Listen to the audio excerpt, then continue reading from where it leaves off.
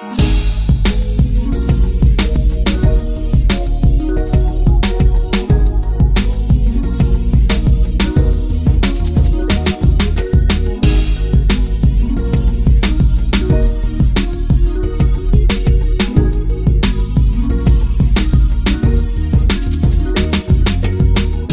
pour environ 1 heure, avec une première partie qui va durer 15-20 minutes de présentation pour comprendre qu'est-ce qu'un chatbot, qu'est-ce qu'on peut faire aujourd'hui, quels sont les possibles pour les 10 prochaines années, avec quelques exemples aussi. Et ensuite, nous passerons à la deuxième étape qui sera un temps de questions-réponses où vous avez un rôle à jouer et où vous pouvez poser donc vos questions. Il y en a déjà qui sont posées, mais n'hésitez pas à en poser plus à droite de l'écran ou à voter pour des questions qui vous semblent intéressantes.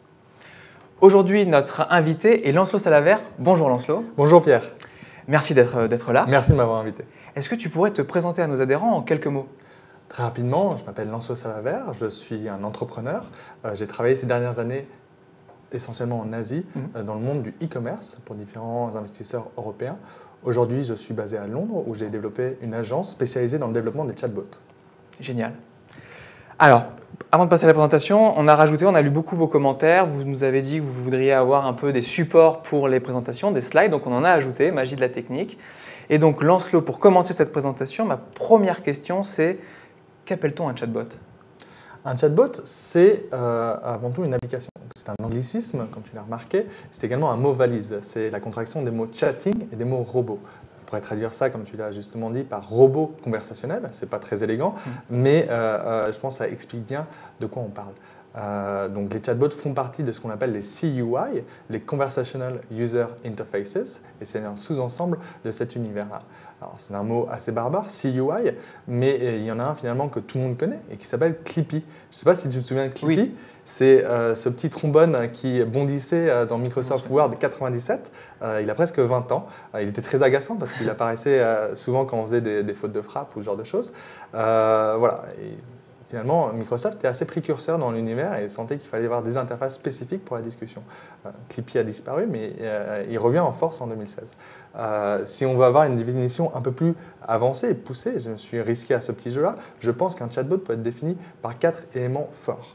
Donc, un chatbot, c'est un programme qui, grâce à une intelligence artificielle, est capable de discuter avec des utilisateurs. Et tout cela au sein de messagerie instantanée. Donc, premier élément, c'est un programme. On parle de logiciel, de software, donc on parle de code informatique, c'est important. Deuxième élément, c'est l'intelligence artificielle. Donc, intelligence artificielle veut dire que ce n'est pas des humains qui vont répondre aux questions des utilisateurs. Donc, cette intelligence peut être plus ou moins avancée, peut être plus ou moins automatisée, et encore une fois, on pourra revenir sur cet aspect-là de la chose, mais c'est essentiel de comprendre qu'il y a une automatisation de la réponse.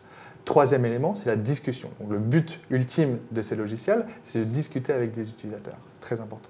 Et le dernier élément, et qui est spécifique au monde des chatbots, c'est que ces logiciels vivent au sein de messagerie instantanée. On reviendra également là-dessus. Dernier élément que j'ai rajouté, mais c'est un élément plus personnel, je pense que les chatbots ont tous une identité qui les distingue les uns des autres. Donc on va parler pendant cette heure de intelligence, on va parler de discussion et tout ça va créer des identités. Attention, j'utilise le mot identité qui est un terme plus neutre que le terme de personnalité, mais on verra que la frontière peut être ténue entre les deux notions. Et donc, plus concrètement, Alors, très concrètement, parce que ça reste abstrait, Pierre, j'imagine que tu as un smartphone. Exact. J'imagine que tu utilises des messageries instantanées. Exact. On va prendre l'exemple de Facebook Messenger.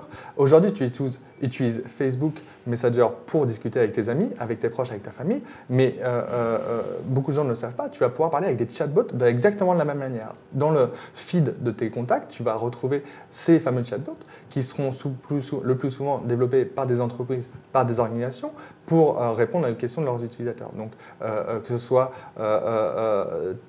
la marque de ta chemise, que ce soit un cinéma de quartier, que ce soit un assureur, tu vas pouvoir leur poser toutes les questions que tu veux. Et le champ des questions est très large. Tu vas pouvoir interroger sur ta police d'assurance, tu vas pouvoir demander quels sont les films à l'affiche dans ton cinéma, voire réserver une place directement. Et tu vas pouvoir suivre le colis de ta livraison de ta nouvelle chemise Lacoste en direct. Donc, je vais interagir de la même façon qu'avec ma famille et mes amis. Via des textos. Via des textos, tout via simplement. des conversations. Génial. Et pourquoi on en parle beaucoup aujourd'hui? Pourquoi on parle beaucoup des chatbots actuellement? Pourquoi Alors, 2016 est une année charnière, comme je l'ai dit. Si on fait un peu de théorie du monde de la technologie, il semblerait qu'il y a des grandes innovations à peu près tous les 10 ans. Et donc, j'ai fait une slide à ce sujet qui peut paraître un peu compliquée. Je vous promets que c'est la slide la plus avancée sur toute la présentation. Tout le reste est simple. Mais elle vaut le coup qu'on s'y intéresse juste une minute. Si on remonte jusqu'aux années 80, tout a commencé avec les ordinateurs. Et les ordinateurs avaient des logiciels qu'on allait acheter dans les magasins physiques. On se souvient comme moi qu'on allait à la Fnac acheter ce logiciel, tout d'abord sur des disquettes, puis sur des CD-ROM, et qu'on les installait parfois à grande peine sur nos ordinateurs.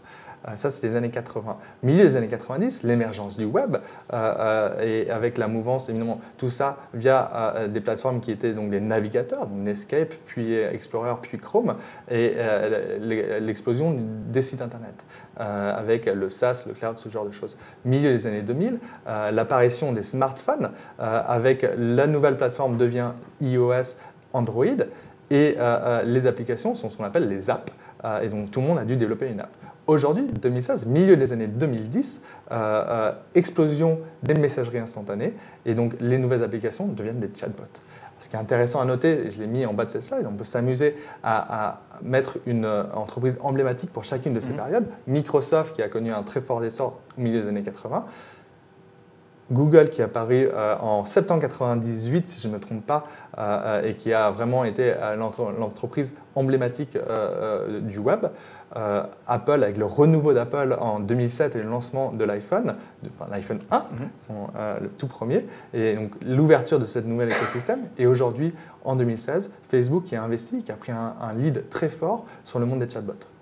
Alors justement, on parle d'applications de messagerie.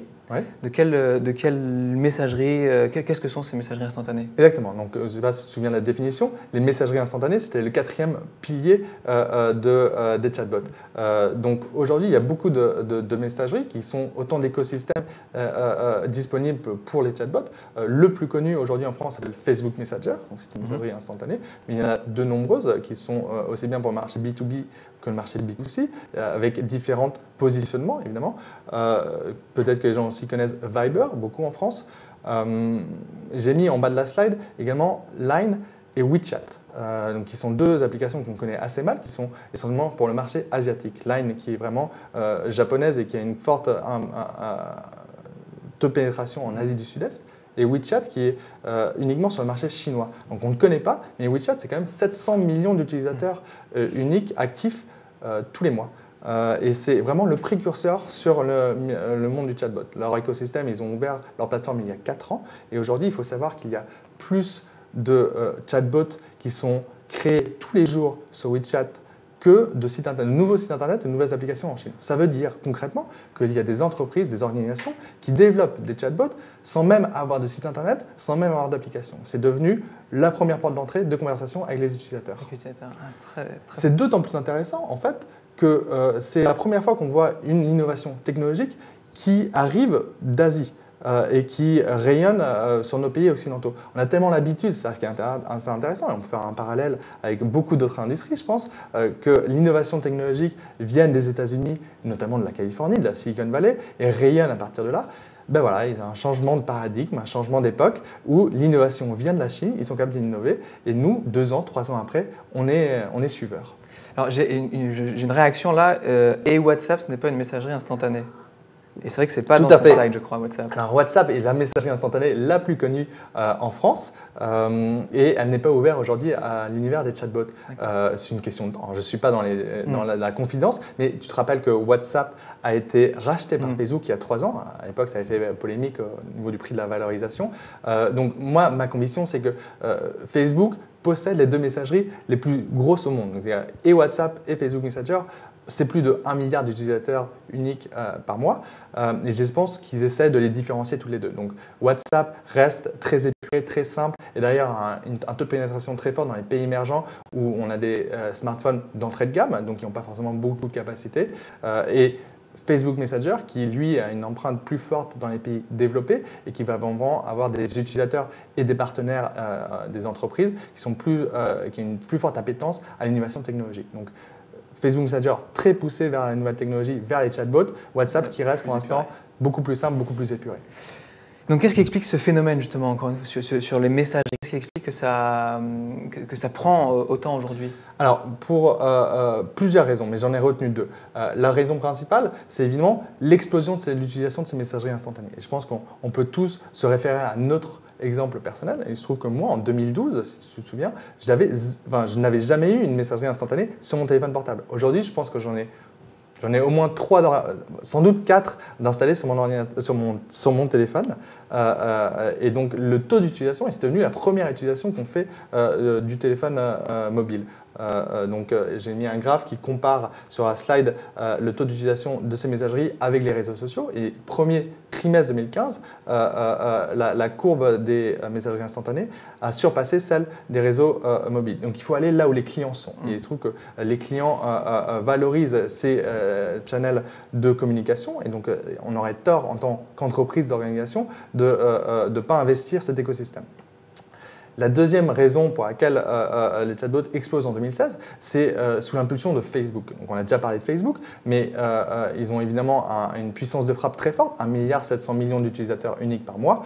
Ils ont décidé, ça reste une entreprise commerciale, dont le modèle économique est fondé sur la publicité, proche de Google, et ils essayent de diversifier leur modèle économique. Et donc, ils avaient cette audience via Facebook Messenger qui cherchait à monétiser. Et donc, il n'y avait qu'un pas d'ouvrir cet écosystème aux entreprises plutôt que faire payer les utilisateurs finaux.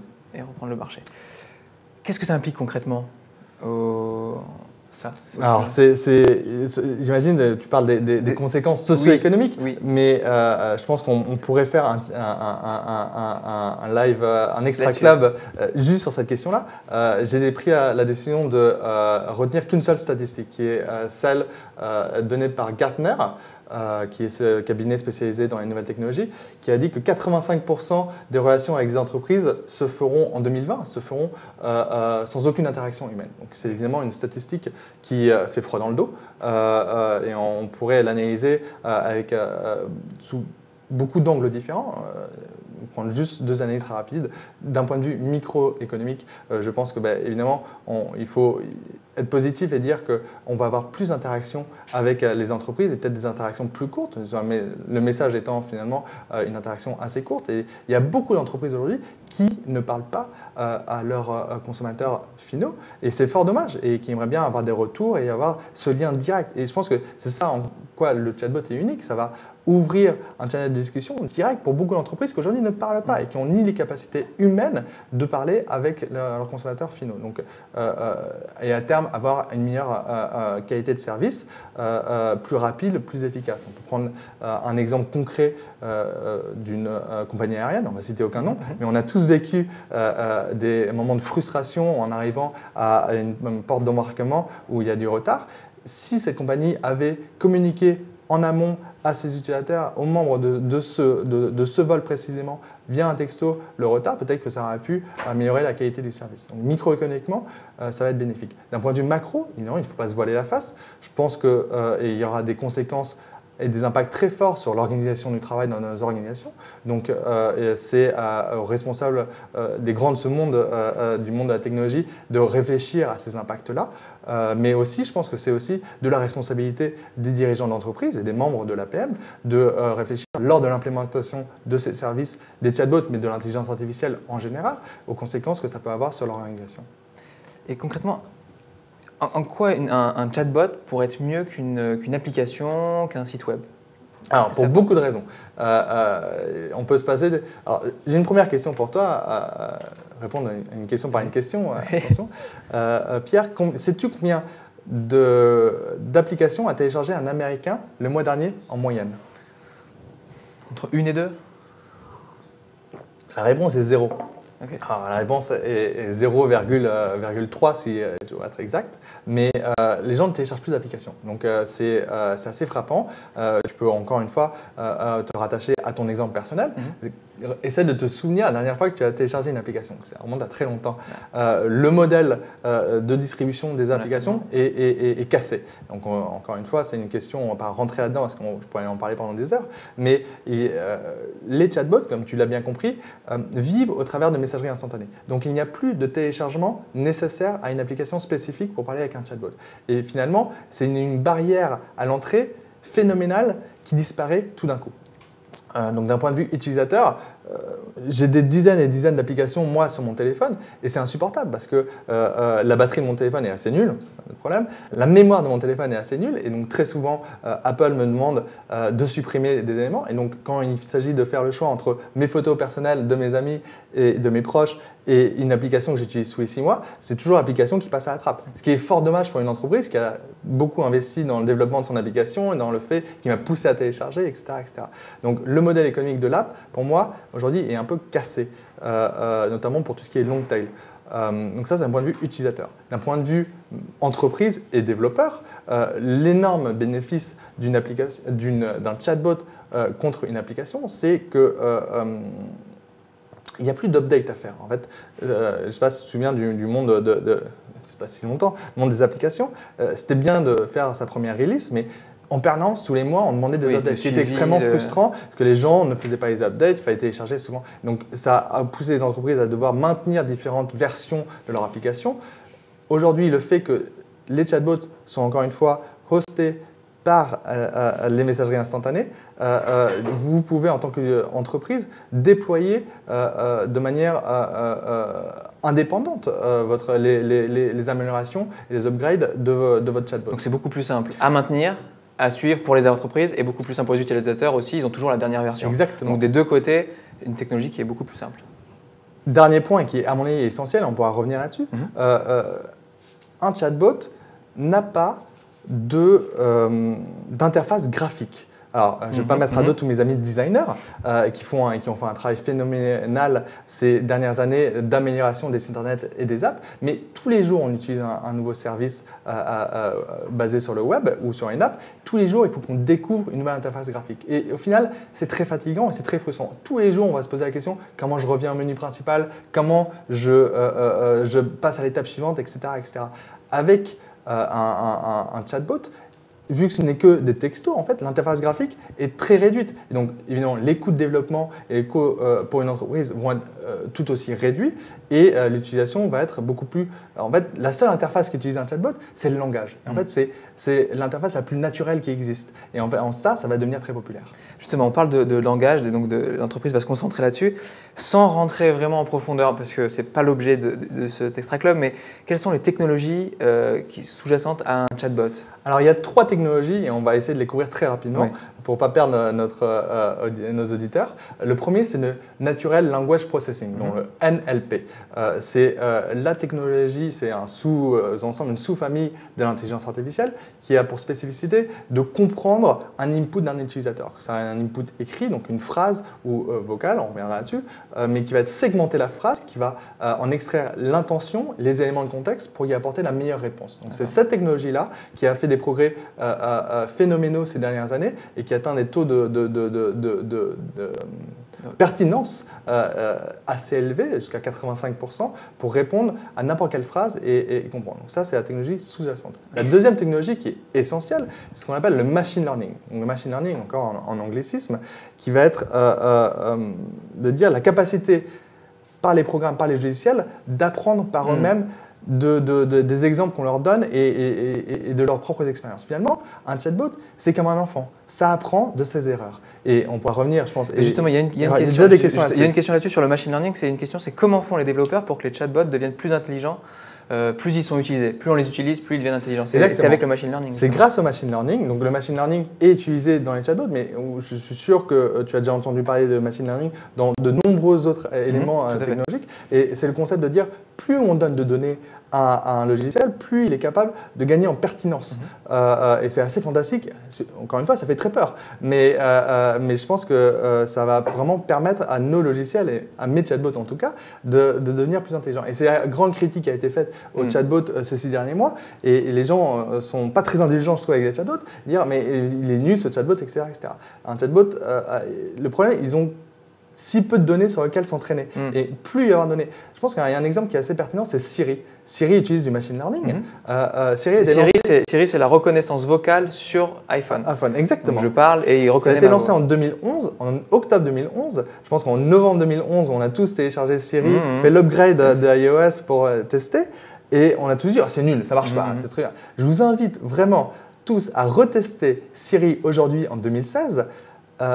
C'est phénoménal. Les progrès qu'a fait Siri sont absolument phénoménaux. Et ça, c'est grâce au machine learning. C'est grâce aux millions d'inputs, aux millions de gens qui ont parlé à leur téléphone et ils ont amélioré le logiciel.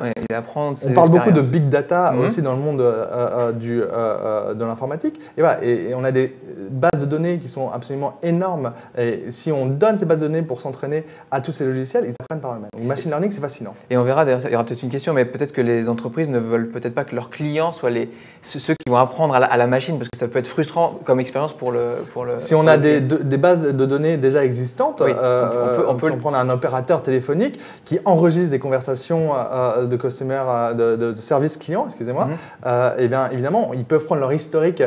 On dit souvent, cet appel peut être enregistré, souviens-toi, c'est toujours ça qu'on entend. Voilà, s'ils ont bien organisé et ils ont bien structuré leur base de données, et ben, ils peuvent donner tout cet historique à leurs algorithmes de telle sorte qu'ils apprennent des conversations historiques passées. Donc on n'est pas obligé de le mettre en direct en confrontation avec les clients. Très bien. Et la dernière techno, c'était, je dis qu'il y en avait 3, ce serait la reconnaissance vocale. Alors, on sort un peu de l'univers des chatbots, parce que les chatbots, on a bien compris que c'était vraiment par texto, donc vraiment à écrire. Mais ce qui va vraiment permettre de prendre son plein essor de tous ces logiciels, c'est la reconnaissance vocale. Parce que, encore une fois, qu'on a dit, ce qui est sous-jacent à tout ça, c'est le langage. Et c'est l'interface, finalement, d'échange la plus naturelle qui soit. Aujourd'hui, on parle.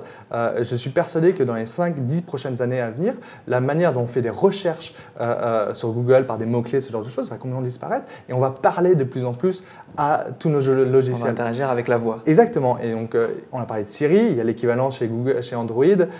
Il y a Cortana sur Microsoft. Il y a également Amazon Echo, développé par Amazon, donc avec Alexa qui est ce produit en cylindre qu'on met souvent sur une table et qui va vraiment…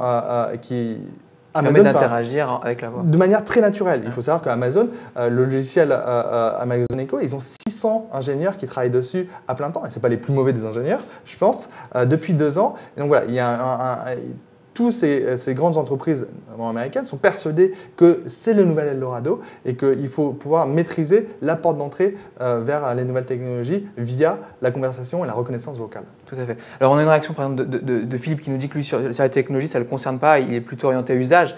C'était juste pour éclairer sur le fait de dire que c'est vrai que ces technologies aujourd'hui permettent justement ces nouveaux usages de reconnaissance, ces usages-là. D'ailleurs, si on va un peu plus concrètement sur ce que ça peut servir à une ce que ça peut impacter pour une organisation au niveau des chatbots, qu'est-ce qu'elle peut faire avec ça, une organisation, une entreprise? C'est évidemment la question que tout le monde se pose. C'est évidemment très compliqué d'apporter une réponse parce qu'on ne va pas tomber dans les généralités et les cas il y a autant de cas que d'entreprises différentes dans l'univers d'APM, si j'ai bien compris. Il y a plus de 7000 entreprises, donc c'est énorme.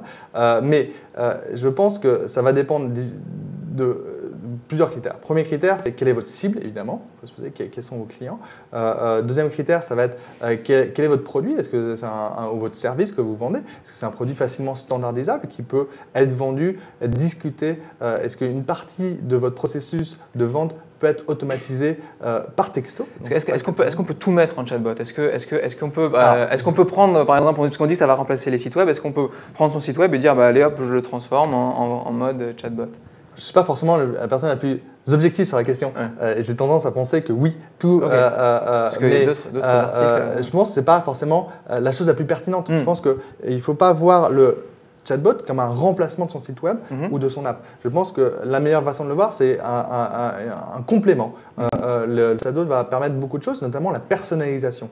Parce que Facebook va vous donner de l'information sur votre utilisateur unique et le but c'est à terme d'apporter une information personnalisée à cet utilisateur spécifique. Ce qui est assez frustrant dans le web, c'est quand même plusieurs années que je travaille dans le web, c'est 99% de ce que vous voyez dans le web visuellement ne vous concerne pas. Vous allez cliquer sur un lien précis sur votre site de médias et le reste, ça ne vous intéresse pas. Donc, on va tendre vers de plus en plus de personnalisation. Les chatbots vont garder en mémoire chacune des sessions que vous allez avoir les unes après les autres et va tendre à s'améliorer et vraiment essayer de spécialiser leur interaction à ton besoin précis, toi, Pierre. D'accord. Donc c'est bien. Que je le vois. D'accord. Donc c'est plutôt de regarder quelle expérience je veux apporter à mon client plutôt que de prendre et de transférer toutes ces choses. Sinon, ça n'a pas beaucoup de valeur ajoutée, effectivement, de remplacer son site web par un chatbot. On peut le faire, mais je ne pense pas que ce soit le but.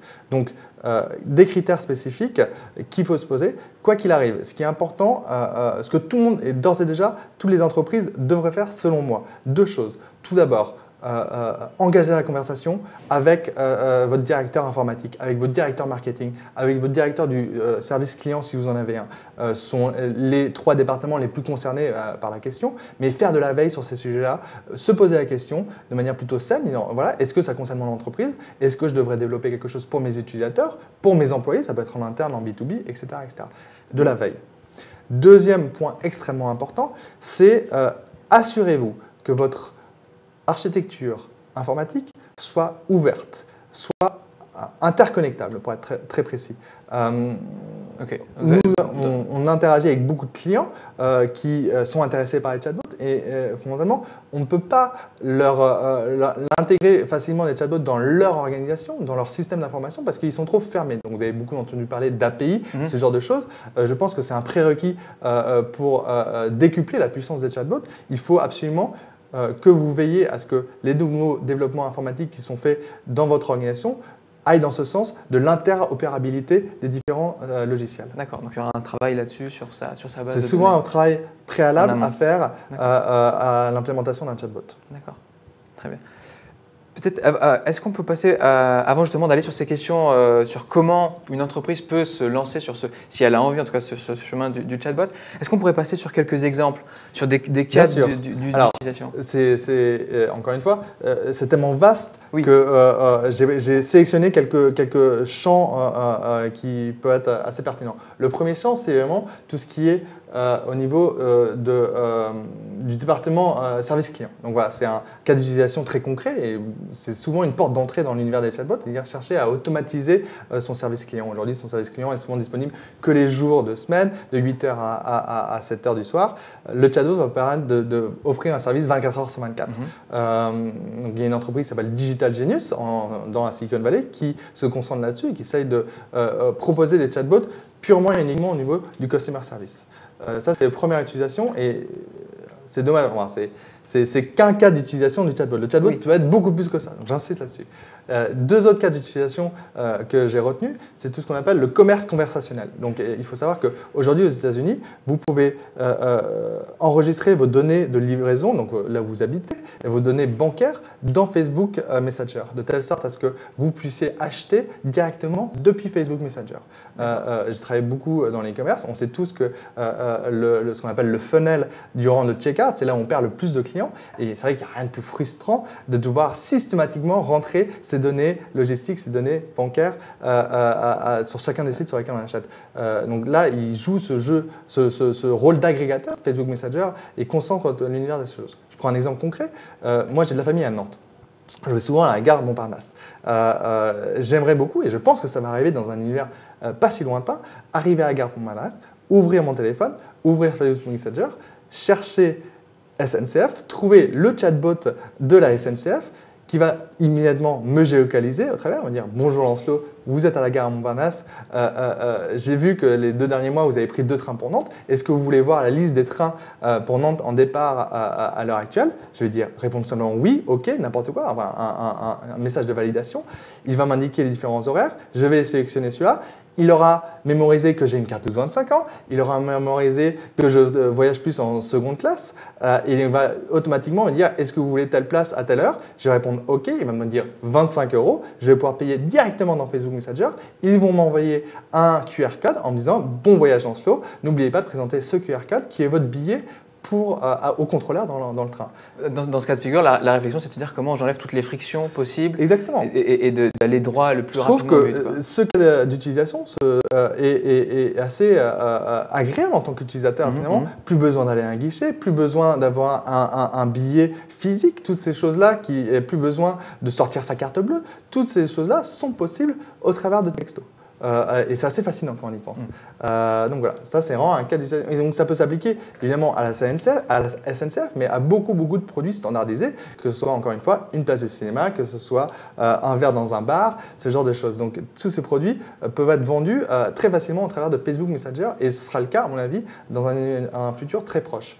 Dernier cas d'utilisation que j'ai retenu, c'est tout ce qui est tracking et livraison. Donc, si des entreprises ont un service de livraison ou de géolocalisation, moi je vais être capable, avec mon réseau bancaire, de demander à la BNP où est mon agence la plus proche et qui automatiquement, il me géolocalise encore une fois, m'indique le chemin le plus proche, l'agence la plus proche de chez moi.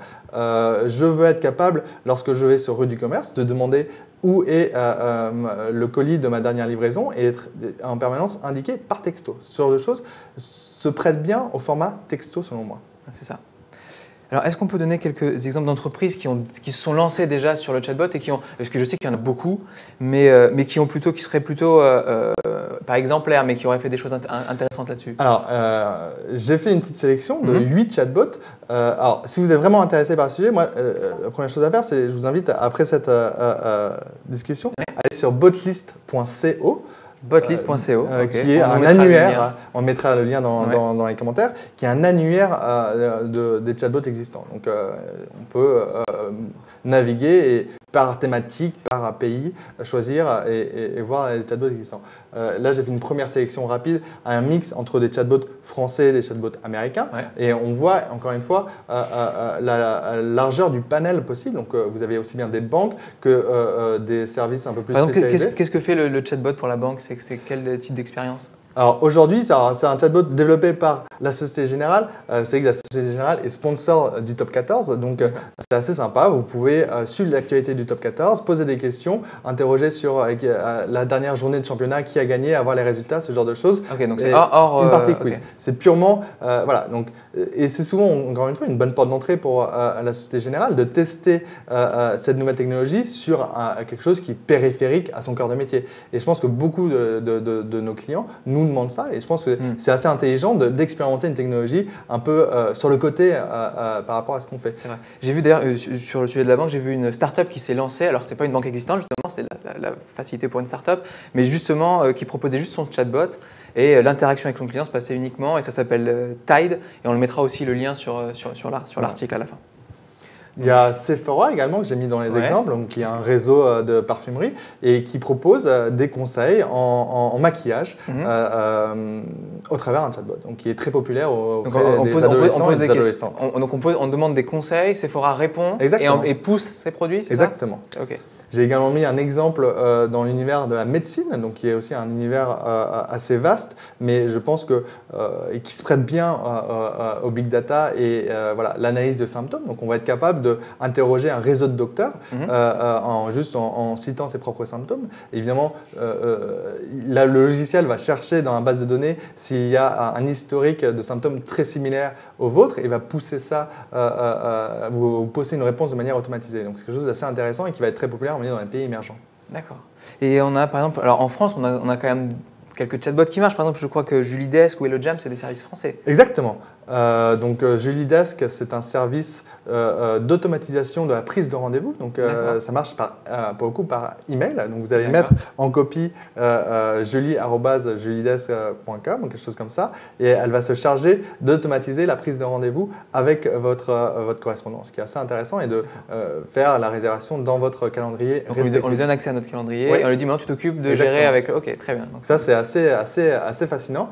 HelloJam, tu as cité. HelloJam, c'est un service qui est plus à destination des étudiants et donc qui est une startup qui connaît un très fort succès dans là, ça passe par le SMS, je crois. Ça passe par le SMS, c'est exact. Le SMS, et on dit par exemple j'ai besoin d'un appartement et et donc HelloJam répond et nous propose des offres et ce genre de choses. Donc c'est un chatbot spécifique à un univers en particulier qui suit des étudiants. D'accord. Et je crois que sur les news, il y en a un qui fait un peu référence, c'est TechCrunch. Tout à fait. TechCrunch qui a fait un bot qui marche très bien apparemment. Beaucoup de services d'actualité ont développé leur propre chatbot parce que c'est un secteur qui s'y prête particulièrement bien, où on va rentrer ses préférences, on va rentrer ses goûts, ses affinités, et ils vont faire un service de curation. Ils vont vous pousser les actualités qui vous concernent le mieux, et finalement c'est assez populaire. D'accord, excellent. Merci Lancelot. Il y a une question, et ça va arriver un petit peu sur la maturité. Alors on a parlé un peu de la technologie, on voit qu'elle avance, mais un peu plus des usages. Et il y a une question qui parle de quel est le niveau d'adoption des chatbots alors là c'est dans la relation client, on pourrait cibler la relation client, mais en Asie, aux États-Unis et en France. Et c'est vrai que si je prends mon cas, je me suis intéressé aux chatbots, j'ai utilisé quelques chatbots, mais ce n'est pas quelque chose que j'utilise au quotidien, que j'utilise beaucoup. Je suis d'accord avec toi. Aujourd'hui, peu de gens utilisent les chatbots en France. Je pense qu'il y a beaucoup de chatbots qui sont en développement à l'heure actuelle et qui sont très prometteurs et qui vont apparaître dans les mois à venir. Pour autant, on a parlé de est-ce que les chatbots vont remplacer les apps, est-ce qu'ils vont remplacer les sites internet. Ma conviction, c'est qu'ils vont remplacer beaucoup d'apps, ce qu'on appelle des apps long tail. Ce sont des apps qu'on n'utilise pas au quotidien. Donc, les 4, 5, 6 apps que tu utilises tous les jours, elles vont rester. Mais ces fameuses apps qui sont sur ton deuxième, troisième écran de téléphone, elles ont vocation à disparaître, à mon avis, et vont remplacer par des chatbots. Donc, tu n'auras pas… c'est assez peu probable que tu aies des conversations quotidiennes avec des chatbots. Ce sera des usages très ponctuels. Je pense tous les 6 mois, tous les ans, tu vas avoir un besoin spécifique à ce moment-là. Mais il va y avoir 4, 5, 6, 7, 8 chatbots avec lesquels tu auras des interactions. Alors, si je suis une entreprise B2C ou B2B, quelle est la réflexion que je dois avoir pour me dire est-ce que je dois lancer mon chatbot? Est-ce que je dois lancer aujourd'hui? Est-ce que je dois faire un chatbot?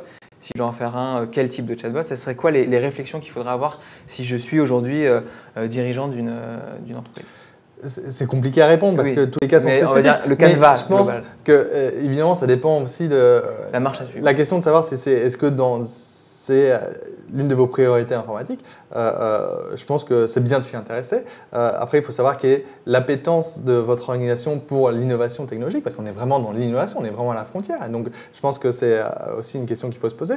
Mais de manière plus générale, le bon processus à suivre, c'est de identifier dans votre processus de vente dans votre organisation une partie, tu vois, pas automatiser l'intégralité du processus, mais juste un segment en spécifique et dire, ben voilà, cherchons à automatiser, cherchons à proposer ce service-là, uniquement un service de tracking, un service de réponse et d'automatisation de votre FAQ, de vos questions les plus proposées, et prendre contact avec une agence spécialisée dans les chatbots, il y en a de plus en plus, et leur demander de vous faire une proposition plus avancée, concrète sur le service que vous avez proposé. Ce sera la bonne démarche à suivre, je pense. D'accord. Et justement, on parle de vente. Est-ce que pour une entreprise qui fait plutôt du B2B, est-ce qu'il y aurait des… Après, ça dépend de chaque activité. En fait, je pense que la réflexion, c'est de se dire quelle expérience aujourd'hui je n'ai pas avec mes interlocuteurs qui pourraient passer de façon automatique. Ce que permet le chatbot, c'est de personnaliser et de démultiplier les conversations. En fait. Il y a une autre utilisation des chatbots qu'on n'a pas évoquée, mais ce n'est pas forcément uniquement à destination de vos clients. Ça peut être également à destination de vos employés. On peut avoir des chatbots en interne, que ce soit des chatbots RH de plus en plus qui apparaissent aux États-Unis, où vous allez pouvoir poser des questions au chatbot, mais seulement vos employés vont avoir accès à ce chatbot. Donc, c'est des questions sur votre bulletin de paye, sur vos jours de vacances, sur qui vous reste, ce genre de choses. Donc, c'est souvent des chatbots qui sont greffés sur votre système RH et il y en a de plus en plus qui vont être développés. Autre exemple, des chatbots qui sont greffés sur Salesforce. Beaucoup d'entreprises utilisent comme CRM ce logiciel américain. Salesforce essaie de développer des chatbots de telle sorte à ce que les forces de vente, les commerciaux puissent interroger ponctuellement Salesforce sur une question très précise. Je suis concessionnaire auto chez BMW. J'ai envie de savoir combien de ventes j'ai fait ou combien de mises en relation j'ai faites sur tel modèle spécifique le mois dernier, plutôt que d'ouvrir Salesforce et de faire tous les filtres pour arriver au bon endroit. Et surtout que les entreprises dépensent des centaines de millions dans l'apprentissage d'utilisation de Salesforce, qui n'est pas forcément intuitif. Et ben, mon concessionnaire, moi, je peux poser la question par texto à Salesforce qui va me retourner l'information très précise. Ça, c'est un cas d'utilisation qui est assez intéressant, je trouve. Oui, tout à fait. Et on parle aussi de conversation. Donc, selon toi, est-ce qu'il faut, donc d'apprentissage, est-ce qu'il faut mimer un peu la conversation telle qu'un deux humains peuvent avoir ensemble, ou est-ce qu'il faut jouer la carte, surtout si au début on n'est pas sûr, la carte de tu as une conversation mais c'est avec un robot. Et donc, parce que je crois qu'il y a ces deux aspects-là. Il y a deux possibilités. Et donc le monde, l'écosystème des chatbots est vraiment partagé sur la question. J'ai une tendance à penser que donc certains disent qu'il faut être absolument honnête et toujours systématiquement dire à l'utilisateur qu'il parle à une machine. J'ai un avis plus nuancé sur la chose où je pense que moi, en tant qu'utilisateur, je m'en fiche de savoir si je parle à une machine, si je parle à un humain, du moment que j'ai la bonne réponse. Mais est-ce qu'on ne serait pas plus indulgent si… Parce que, encore une fois, je reviens sur la technologie de reconnaissance qui s'améliore, mais qui n'est pas encore… Donc, on parle de la maturité de la technologie qui n'est pas encore au top. Et c'est vrai que ça peut être frustrant pour quelqu'un si le chatbot ne répond pas. Est-ce que ce n'est pas plus simple si on sait qu'on parle à un robot? Est-ce qu'on n'est pas moins frustré que si on a l'impression que c'est une vraie personne et que quand je dis… mon adresse, il me demande 4 fois. Je suis assez d'accord avec toi. Mais je pense que la frontière va être de plus en plus ténue entre les chatbots et le support client, puisque c'est ça dont on parle. Je pense que beaucoup de services, typiquement HelloJam, mélangent les deux. Et souvent, la machine, le chatbot, ne va pas avoir une réponse claire et précise et souvent on va demander l'utilisation et la confirmation auprès d'un service client. Donc aujourd'hui, il y a des services de NLP qui vous renvoient notamment un taux de confiance dans la réponse. Donc il va dire j'ai compris, je pense avoir compris ce que l'utilisateur veut, je suis sûr à 70, 75, 80%, il demande simplement une confirmation d'un humain. Donc finalement, on ne peut pas dire c'est exactement une machine qui m'a répondu, c'est exactement un utilisateur, c'est un mix des deux en fait. Voilà. Et dans beaucoup de cas d'utilisation de services qui sont proposés par les chatbots, c'est vraiment une semi-automatisation en fait. Et donc c'est compliqué de dire je parle uniquement à une machine, je parle uniquement à un humain. Et je pense que ça va juste mâcher le travail et faciliter le travail et accélérer le travail de beaucoup de services de relations clients. Et je pense, je pense aussi que l'automatisation n'est pas totale au début. C'est ça, il y a bien une courbe d'apprentissage. Encore une fois, d'abord, il y a une interaction humaine avec un peu d'automatisation et ensuite la fluidité. Apprendre au chatbot et donc lui donner des retours sur ce qu'il a fait de bien, ce qu'il n'a pas fait de bien. Encore une fois, c'est comme un enfant. C'est un enfant très intelligent parce qu'évidemment, il peut apprendre très très vite, mais il faut que l'organisation mette cette phase d'apprentissage est indispensable à la qualité et à la pertinence du chatbot. Alors, j'ai une question sur comment se gère l'identification et la sécurité. Et c'est vrai que comme tu dis qu'on met finalement son service sur des applications tierces, finalement Facebook Messenger ou Telegram ou d'autres applications, cette question de sécurité, parce que finalement le client va mettre ou la personne, l'utilisateur va mettre toutes ces informations. Donc sur l'identification et la sécurité. Alors sur la partie identification, je vais prendre juste l'exemple de Facebook Messenger qui est celui que je connais le mieux, mais ils ont développé une capacité pour intégrer les systèmes d'identification d'une organisation. Donc si vous êtes une organisation et que vous voulez simplement prendre l'exemple d'APM qui a son propre système d'identification, on peut développer un chatbot qui soit uniquement accessible aux utilisateurs d'APM. Donc c'est possible d'utiliser les mêmes identifiants que vous utilisez aujourd'hui pour votre plateforme au sein de Facebook Messenger. Donc c'est assez intéressant et il n'y a pas besoin de recréer systématiquement des nouveaux identifiants. Donc la personne pourra utiliser ces identifiants APM même sur Facebook Messenger pour se connecter à notre Exactement. Okay.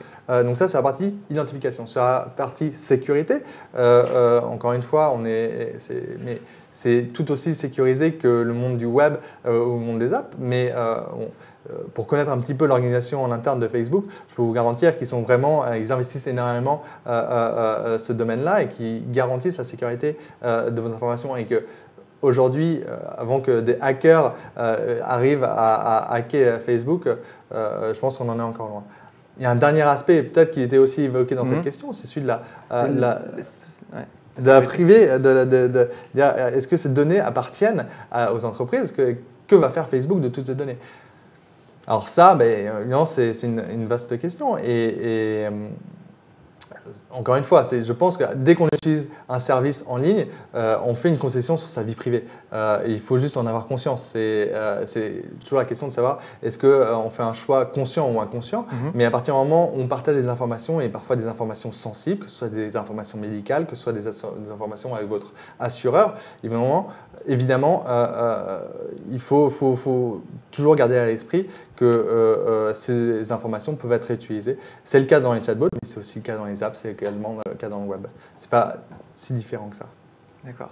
Je reviens un tout petit peu en arrière. Tu nous as parlé tout à l'heure d'un chatbot qui s'appelait HealthStabBot, je crois.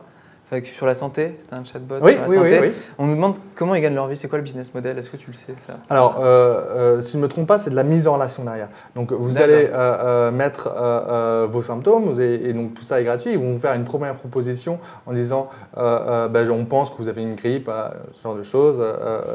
Et après, parce qu'aux États-Unis, il y a des cliniques privées, donc c'est un système un peu différent que le système de sécurité sociale français.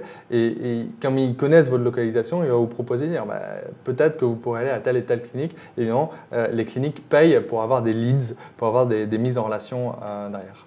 D'accord. Et une autre question, c'est les consommateurs boudent les call centers, notamment au Maroc apparemment. Est-ce que les chatbots ne vont pas avoir le même effet? Est-ce que finalement, alors apparemment en Asie, ils l'utilisent à fond, c'est vrai qu'aujourd'hui en France, donc est-ce que toi, dans les usages, est-ce que tu en as déjà implémenté aussi pour des entreprises, est-ce que tu sens un fort intérêt d'utilisateurs? Tout va dépendre de l'évolution technologique dans les prochaines années. Donc on a parlé du NLP qui a atteint un taux d'identification de l'intention de l'utilisateur de 85%. Tout va dépendre. Est-ce que dans les prochaines années, on va être capable de combler, passer de 85% à, on n'arrivera jamais à 100%, mais à 90, 95%. Et je pense que si on démontre que la technologie sous-jacente au chatbot est vraiment pertinente et arrive à bien capter l'intention malgré les fautes d'orthographe, malgré les spécificités sémantiques de chacune des langues, je pense que le taux d'utilisation peut être massif. C'est ma conviction. D'accord. Est-ce que se lancer sur un chatbot pour une entreprise donc, qui aujourd'hui a son site, peut-être une app mobile ou pas, est-ce que c'est un gros… Alors tout dépend encore une fois, mais est-ce que c'est un gros budget? Est-ce que c'est quelque chose… Parce que tout à l'heure on a dit qu'on enlevait la partie design, c'est vrai que ça c'est… Mais est-ce que c'est quelque chose est-ce que c'est un gros budget? Est-ce que c'est quelque chose d'important? Surtout que tu as évoqué le fait qu'il fallait peut-être mettre son parc informatique, son système d'information un peu ouvert, donc peut-être un peu à jour. Évidemment, tout dépend de l'existant, évidemment, comme tu dis, et de la capacité à interconnecter votre système d'information, votre architecture avec un logiciel extérieur. Mais a priori, on est dans des budgets qui sont sensiblement inférieurs aux ceux de développement d'une application. Surtout, plus important, on est sur des budgets de maintenance qui sont plus faibles que celui d'une application mobile, à mon sens, de ce qu'on peut voir aujourd'hui du benchmark. Après, évidemment, il faut faire attention par quel prestataire on passe, parce que c'est encore un écosystème très nouveau. Oui, donc, moi, je recommande évidemment de passer par des spécialistes du sujet et pas passer par des agences d'applications spécialisées dans l'application qui essayent de prétendre qu'ils sont spécialisés dans les chatbots, parce que c'est deux univers assez différents. Donc, faites bien attention, faites bien votre étude de marché pour trouver des spécialistes des chatbots. Et du coup, je reviens, on se lance sur le chatbot et je reviens un peu sur l'expérience utilisateur. Par exemple, Microsoft qui avait lancé son chatbot et on avait vu un petit peu la catastrophe parce qu'il n'était pas prêt, il devait apprendre encore de ses expériences. Du coup, est-ce qu'on peut revenir sur comment une entreprise qui veut lancer son chatbot peut éviter de perdre des clients ou de dégoûter ses utilisateurs en ayant déjà un chatbot qui soit intelligent? Enfin, comment on peut faire une entreprise? Donc, ce que tu fais référence à Kit, qui était ce chatbot de Microsoft, qui a fait un très mauvais un bad buzz pour l'univers des chatbots, parce qu'en 48 heures, les utilisateurs de Twitter avaient réussi à lui faire apprendre des phrases de néo-nazis. Oui, c'est devenu assez dramatique. Et ils ont été obligés de fermer le service service au bout très rapidement. Ça montre évidemment que la technologie, à l'époque en tout cas, on parle de février-mars 2016, ça n'était pas encore mature, donc on apprend beaucoup de nos erreurs. Je pense que Microsoft a aussi fait l'erreur de vouloir faire un chatbot très généraliste qui était capable de répondre à toutes les questions. On dit souvent qu'en fait on surestime les capacités de la technologie à court terme et qu'on les sous-estime à long terme. Donc encore une fois, évidemment, on est tout en haut de la hype curve de Gartner et donc tout le monde dit « Ah, c'est fantastique, ces chatbots, je pourrais discuter avec eux, tout leur raconter. » C'est important de baisser les attentes des utilisateurs et dire « Un chatbot ne peut pas répondre à toutes les questions. Un chatbot, il faut bien définir son périmètre d'utilisation. Il est capable de faire ci, ça et ça, mais il n'est pas capable de vous commander votre pizza ou de jouer à votre docteur, si possible. » Donc, vraiment, dans la phase d'onboarding d'un chatbot, il faut toujours bien préciser qu'est-ce qu'un chatbot est capable de faire et pas avoir l'ambition de tout faire. Ça, c'est très important. Par où commencer? Deux cas spécifiques. On a évoqué Société Générale qui a décidé d'aller sur une activité annexe à son cœur de métier. Et je pense que c'est plutôt pertinent et plutôt intelligent pour éviter, pour essayer de maîtriser et comprendre les spécificités de cette nouvelle technologie. Deuxième cas de figure, c'est vraiment le customer service. Encore une fois, c'est le cas d'usage le plus fréquent. C'est les demandes qu'on reçoit le plus, nous, dans notre agence. Mais c'est de chercher à automatiser un customer service. Ça a beaucoup de sens de faire un chatbot pour ce service-là. Et je pense que c'est une très bonne porte d'entrée. Mais il ne faut pas se restreindre uniquement à ça et après rajouter des fonctionnalités au fur et à mesure et construire là-dessus. Mais commencer par un rapidement, SAV. Commencer par un petit service et essayer de l'étendre et d'apprendre le plus possible. En même temps que le bot, d'apprendre. Alors, il y a une question sur, finalement, qui sont, alors je ne sais pas si tu vas pouvoir répondre, mais qui sont les spécialistes des chatbots en France? Et derrière ça, il y a un petit peu comment les repérer. Quelle pourrait être la grille pour se dire, bah là, j'ai affaire à des gens qui sont spécialistes, je peux y aller en confiance. Parce que c'est vrai que pour une entreprise, ça va te dire par qui je peux me faire épauler si je veux avancer là-dessus. Le meilleur moyen, c'est de googler toujours. Et je pense que les bonnes agences sont plutôt bien référencées sur Google. Surtout qu'elles ont certainement aussi publié des choses. Parce qu'aujourd'hui, il y a beaucoup de choses qui publient, donc peut-être des articles. Des articles de presse, ce genre de choses. Sur Medium. C'est vrai que l'écosystème français est assez dynamique. Donc la French Tech, Cocorico, soyons frères, sur le sujet. Il y a des gens même qui sont assez des précurseurs des années 90 qui s'appelait Virtuose et qui ont monté Wit.ai, qui est une startup qui a déjà été rachetée par Facebook. D'accord, qui s'appelait comment? Wit.ai. Okay. C'est une plateforme de services NLP. Donc c'est à destination des développeurs. Mais et Facebook en a fait un outil central dans sa stratégie des chatbots. Donc fondé par 3 Français, basé en Silicon Valley, mais c'est 3 Français qui ont été rachetés dès 2014, si je me trompe, ou début 2015. Après, il y a des services tiers qui marchent bien, un service tel que Recast.ai, qui est encore une fois une plateforme de NLP qui est basée ici à Paris et qui fait du super boulot. Okay. Mais il y en a vraiment beaucoup. Mais faites votre due diligence et je pense que les bonnes agences ressortiront rapidement. D'accord. Et de voir un peu ce qu'ils proposent et les questions qu'ils interagissent en disant la bonne réflexion. Il y en a une autre sur parce que tu disais qu'il n'y avait pas de design, mais il y a une question, c'est la place pour les emojis dans les chatbots. Donc, les emojis, les gifs surtout. Ça arrive ça? Bien sûr. Donc, c'est vrai que si on se limite simplement au texto, les conversations peuvent être finalement très limitées. Et donc, Facebook est très actif là-dessus et tous les mois, tous les 2 mois, publie des nouveaux types de messages, ce qu'on appelle des messages structurés. Donc des messages qui intègrent des photos, qui intègrent plusieurs boutons, ce genre de choses. Donc vous allez voir apparaître des photos, des gifs, des émoticônes, ce genre de choses. Être capable de multiplier le champ des possibles au sein d'un texto. Et oui, c'est possible et c'est même plutôt sympa en fait.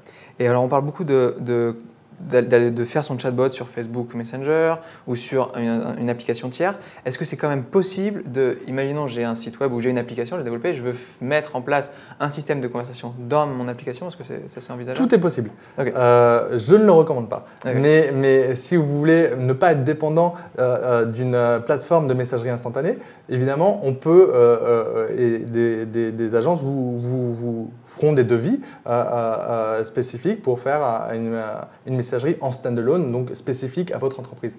C'est dommage parce que ces messageries instantanées investissent beaucoup et proposent des formats et sur lesquels les développeurs peuvent développer et trouver des économies d'échelle et réutiliser des applications, ce genre de choses. Donc, si vous travaillez en standalone, ça vous coûtera forcément plus cher et vous ne bénéficierez pas des investissements qui sont faits et qui sont considérables par ces messageries type Facebook, Viber, Line et compagnie.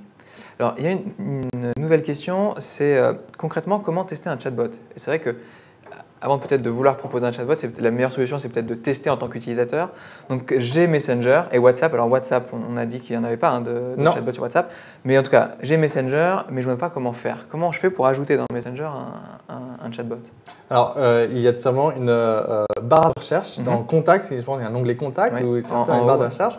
Il faut que vous trouviez le nom d'un chatbot existant. Donc, on a cité Sephora, TechCrunch, KLM qui est la compagnie aérienne. Toutes ces compagnies offrent des chatbots. Donc, vous allez les trouver dans la barre de recherche tout simplement. Vous pouvez cliquer dessus et vous allez pouvoir commencer une conversation. Donc, on peut peut-être aller sur le site que tu évoquais au début, botlist.ca, oui, c'est ça, et aller essayer de voir .co et d'aller voir sur Messenger s'ils y sont. Autre possibilité, exactement, aller sur botlist.co et il y a même des boutons directement sur chacune des pages des chatbots et on peut commencer parce que Facebook Messenger est aussi un service disponible sur ordinateur. Donc, si vous naviguez sur un ordinateur, vous pouvez cliquer et ça va vous mettre directement en conversation avec cette chatbot.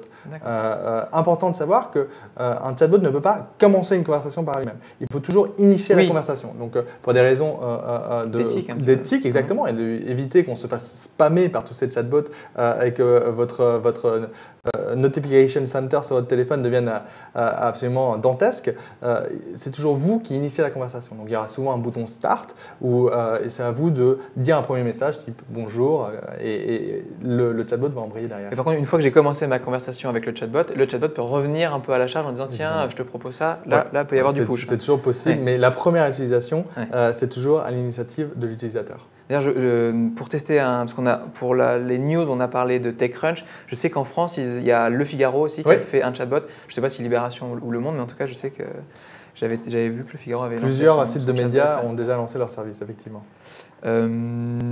Alors, sur la liste des questions, je regarde pour voir si on n'en a pas loupé quand même.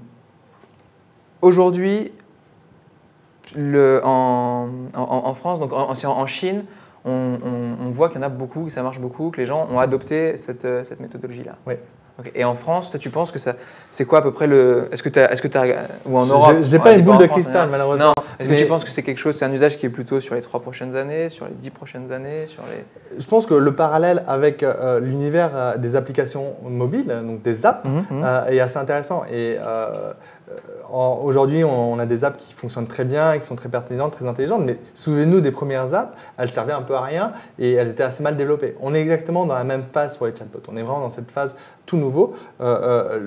L'événement fondateur pour les chatbots, c'est le 9 avril dernier, la conférence F8 de Facebook. Donc, c'est une conférence à destination des développeurs où ils ont ouvert leur écosystème. Donc, ça, c'est l'événement fondateur. Donc, ça a à peine 6 mois. Donc, il faut être, encore une fois, tolérant. Je pense que la courbe d'adoption va être très forte en 2017.